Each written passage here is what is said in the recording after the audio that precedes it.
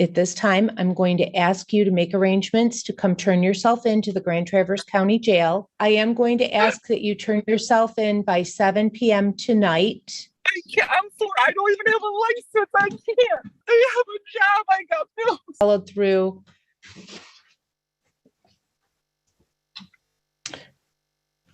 So, Mr. Graff, would you...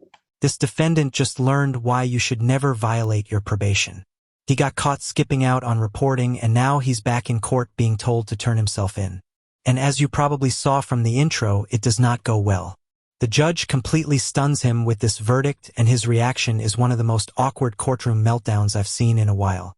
He kind of starts off calm, almost too calm, like he still thinks he can talk his way out of it. Then boom, it's just nuclear. Let me know in the comments if you think this dude is mentally okay, because by the end of this clip, I couldn't tell what planet he thought he was on here. But let's go ahead and dive in here and watch this go from zero to courtroom disaster. See that you're on my docket, but I don't have any paperwork for you, and it's my understanding that you have a Grand Traverse case. Yes. So what I'm going to do is ask the probation department to kindly set this for a probation violation arraignment. I guess. With my understanding, I had thought my attorney, Jake Graff, I don't know if he's in right now, but he had said that sometimes you do cases for Grand Traverse. He is here. Let me pull him in. I think that this was potentially an error, but I don't know. I didn't receive notice of. And I know he struggled to receive notice from the courts about anything in my case, so they weren't being very cooperative for the longest time, even to him. Good morning, Mr. Graff. Can you hear me? Good morning. Yes. So I was just telling Mr. Bunt that I wasn't expecting to see a Grand Traverse case. We could move forward with the let's see here. Sir, would you like to proceed, Mr. Graff, with the probation violation arraignment this morning? That would be fine if the court would allow it. I think it sounds like there was some confusion. Mr. Bunt received a notice for 11 o'clock today. And so we're ready to be arraigned and set this for a hearing at a later date if the court would be obliged. Okay. Yes. Let's see.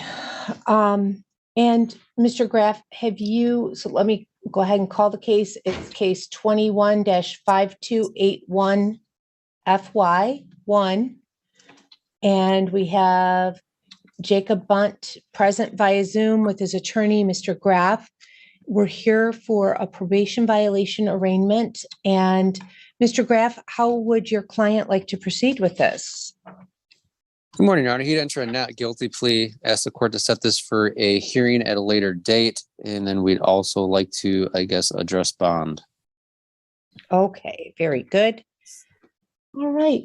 So I will ask the probation department to schedule the hearing with Judge Cooney. It looks like there is an active bench warrant currently.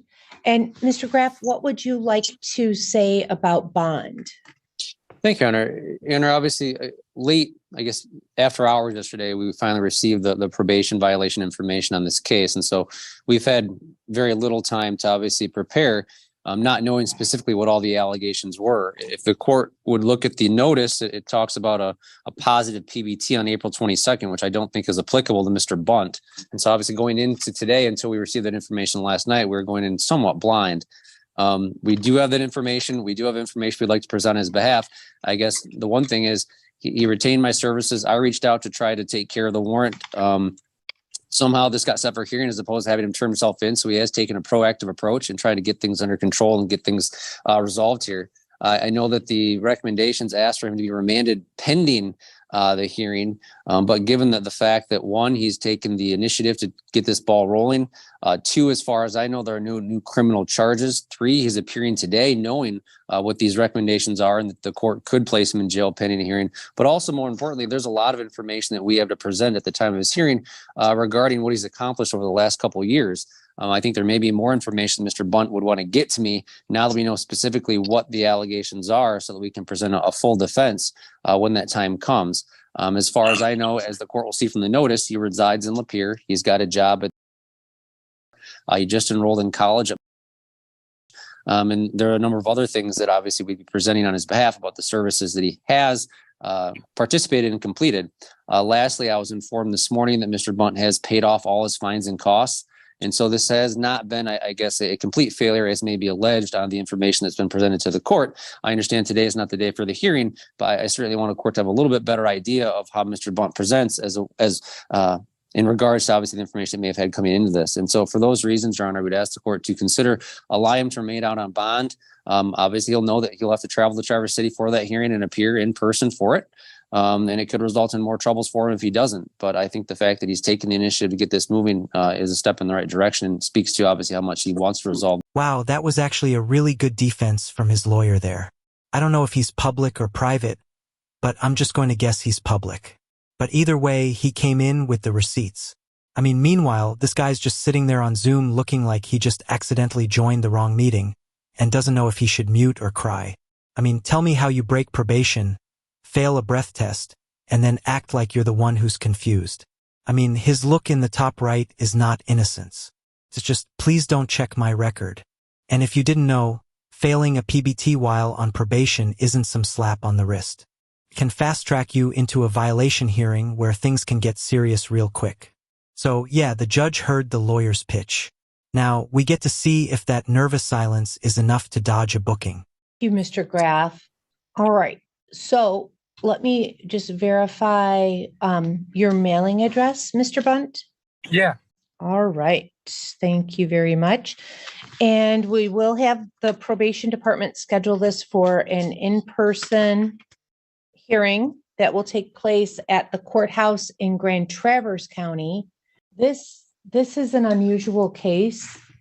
This is a pretty serious, the underlying charges with this, and I'm not unsympathetic for what Mr. Graff is saying. It sounds like you've been actively working on sobriety and improving yourself, but I don't have any verification of any of that having taken place.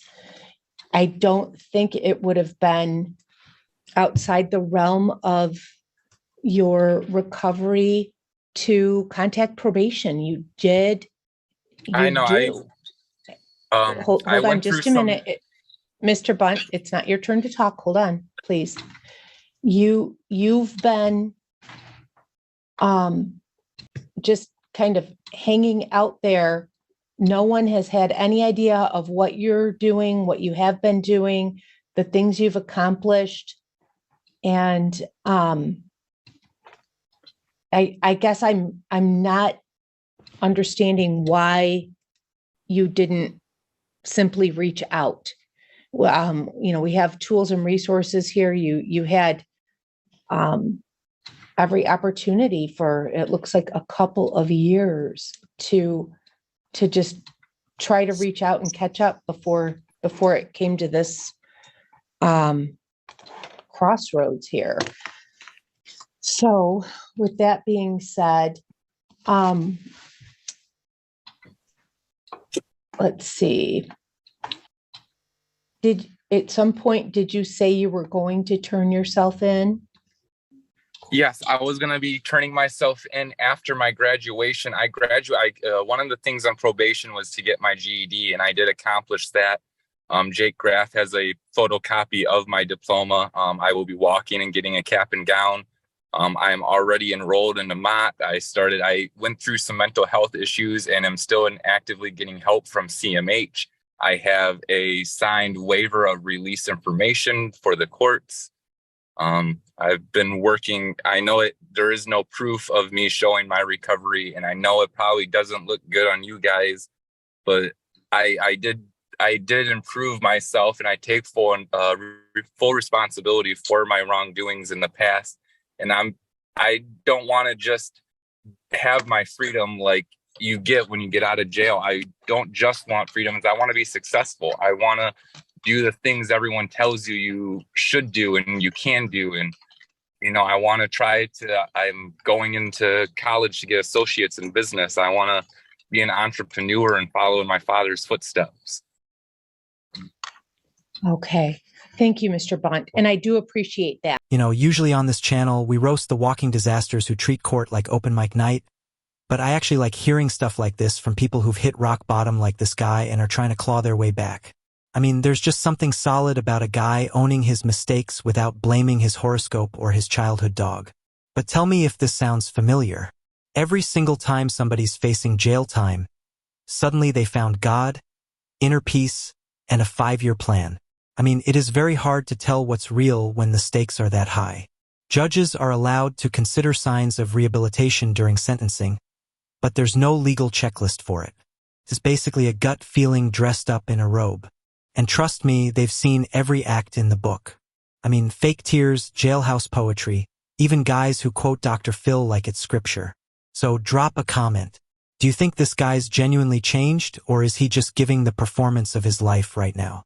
I want you to look at this as a setback in your recovery. I want you to look at this as moving forward and getting closure with this, okay? And that's just going to help you and build a strong foundation for continuing to move forward down there in Lapeer.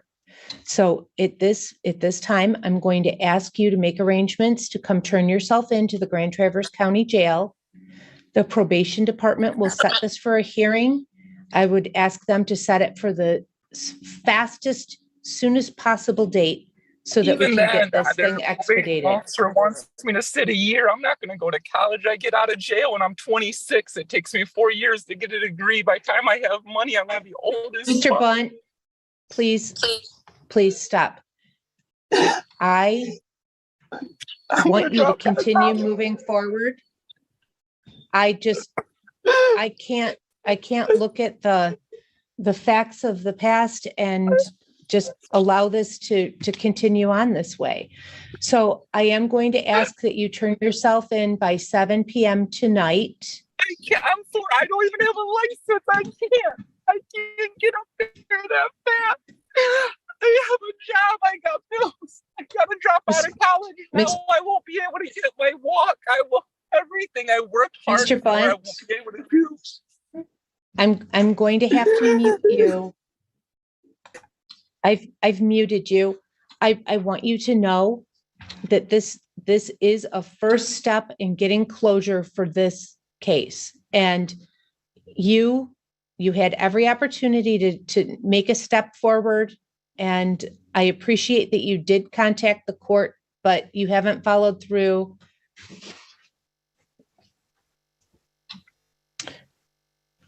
So, Mr. Graff, would you want a brief breakout room with your client?